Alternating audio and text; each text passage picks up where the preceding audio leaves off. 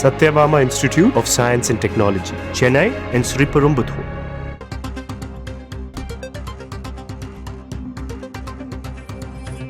அண்மை செய்தி. கேளிக்கை வரி மசோதாவுக்கு ஆளுநர் ஒப்புதல் வழங்கியிருக்கிறார். கல்வி நிறுவனங்களில் நடைபெறும் நிகழ்ச்சிக்கு 10% கேளிக்கை வரி விதிப்பதற்கான மசோதா சட்டப்பேரவையில் தாக்கல் செய்யப்பட்டது. தமிழ்நாடு அரசின் இந்த சட்ட மசோதாவுக்கு தற்போது தமிழ்நாடு ஆளுநர் RN ரவி ஒப்புதல் வழங்கியிருக்கிறார். கடந்த டிசம்பரில் நடைபெற்ற பேரவை கூட்டத்தொடரில் இந்த மசோதா என்பது நிறைவேற்றப்பட்டது.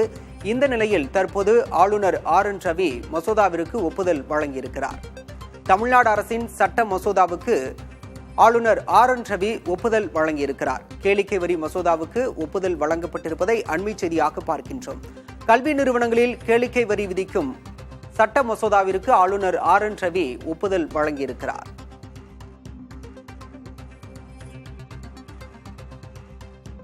கடந்த டிசம்பரில் நடைபெற்ற பேரவை கூட்டத்தொடரில் நிறைவேற்றப்பட்ட மசோதாவுக்கு ஆளுநர் RN ரவி தற்போது ஒப்புதல் வழங்கியிருக்கிறார். அண்மை செய்தியாக பார்க்கின்றோம். விவரங்களோடு செய்தியாளர் ரமேஷ் இணைந்திருக்கிறார். ரமேஷ், கடந்த சில மாதங்களாகவே இந்த மசோதாவுக்கு ஒப்புதல் வழங்க வேண்டும் என தமிழ்நாடு அரசு வலியுறுத்தி வந்தது. தற்போது இந்த மசோதா ஒப்புதல் வழங்கப்பட்டால் உடனே இந்த நடைமுறை அமலுக்கு வருகிறதா? விவரம் என்ன? தற்போது அடிக்கடி சட்டமன்றத்தில் கொண்டு வரப்படக்கூடிய சட்ட மசோதாக்களுக்கு அவ்வப்போது தமிழக கவர்னர் ஒப்புதல் வழங்கி வருகின்றார். அந்த வகையில் தற்போது ஒரு முக்கியமான சட்ட மசோதாவிற்கு ஒப்புதல் வழங்கியிருக்கிறார். அதைதான் நீங்கள் பார்த்துக் கொண்டிருக்கிறீர்கள்.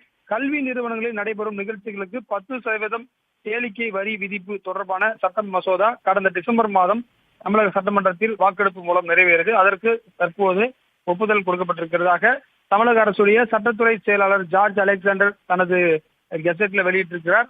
இதுதான் அந்த பார்க்கிறீர்கள். குறிப்பாக உள்ளாட்சி அமைப்புகள் மூலமாக இந்த 10% கேளிக்கை வரி என்பது வசூலிக்கப்படும். அதற்கான சட்ட மசோதா தற்போது சட்டமாகி அதற்கான அனுமதி தற்போது கவர்னரிடம் ஒப்புதல் கிடைத்திருப்பதால், ஏன்னா அண்மையில் நடைபெற்ற சட்டமன்ற கூட்டத்தொடரில் 18 சட்ட மசோதாக்கள் நிறைவேற்றப்பட்டது.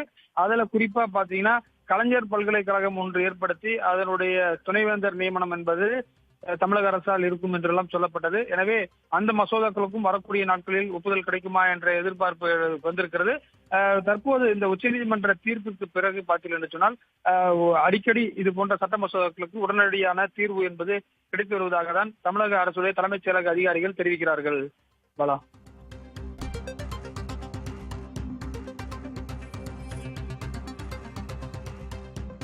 விவரங்களுக்கு நன்றி Ramesh. Satyabama Institute of Science and Technology, Chennai and Sriperumbudur.